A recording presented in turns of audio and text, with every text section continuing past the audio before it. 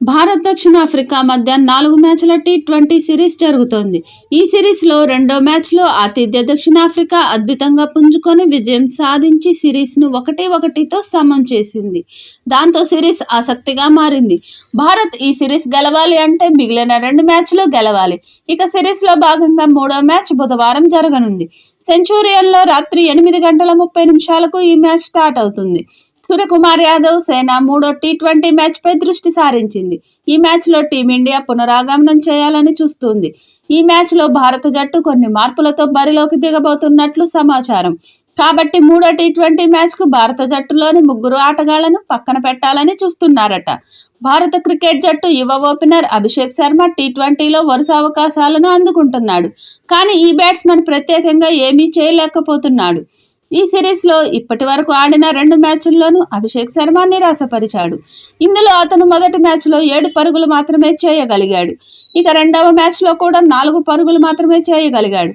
దాంతో మూడో టీ20 మ్యాచ్లో ఈ యువ బ్యాట్స్మెన్ని పక్కన పెట్టాలని చూస్తున్నారట. అతని ప్లేస్లో జితేష్ శర్మను తీసుకునే అవకాశం ఉంది. జితేష్కి టీ20 ఆడిన అనుభవం ఉంది కాబట్టి ఓపెనర్గా వచ్చే అవకాశం ఉంది. ఇక ఈ టూర్లో టీమిండియా ఫాస్ట్ బౌలర్ అవేష్ ఖాన్కు అవకాశం లభించడంతో తొలి 2 మ్యాచ్ల్లోనూ ఆడాడు. కానీ అవేష్ ఖాన్ ప్రదర్శన అంతగా లేదు. భారీగా పరుగులు ఇచ్చాడు. తొలి టీ20 మ్యాచ్లో 2 వికెట్లు లభించినా రెండో మ్యాచ్లో విఫలమయ్యాడు. దాంతో మూడవ మ్యాచ్లో అతన్ని పక్కన పెట్టే అవకాశం ఉంది. అతనికి బదులు యష్ దయాల్కి తుది జట్టులో ప్లేస్ వచ్చే అవకాశం ఉంది. యష్ దయాల్ గత ఐపీఎల్తో పాటు రంజీల్లో కూడా మంచి ప్రదర్శన చేశాడు. ఈ టీ20 సిరీస్లో అక్షర్ పటేల్ ఆల్రౌండర్ యూనిట్లో ప్రధాన ఆటగాడిగా చోటు దక్కించుకున్నాడు. ఈ సిరీస్లోని తొలి 2 మ్యాచ్ల్లో అక్షర్కి ఛాన్స్ వచ్చింది. కానీ ఇన్నింగ్స్ను పెద్దగా ఆడలేకపోయాడు. బౌలింగ్లో కూడా వికెట్లు తీయలేదు. అటువంటి పరిస్థితిలో అక్షర్ పటేల్ని మూడవ టీ20 మ్యాచ్ నుండి తప్పించవచ్చు. అతని ప్లేస్లో మిడిల్ ఆర్డర్ బ్యాట్స్మెన్ రమణ్దీప్ సింగ్ని తీసుకునే ఛాన్స్ ఉంది. రమణ్దీప్ ఐపీఎల్తో పాటు ఎమర్జింగ్ ఆసియా కప్లో కూడా రాణించాడు.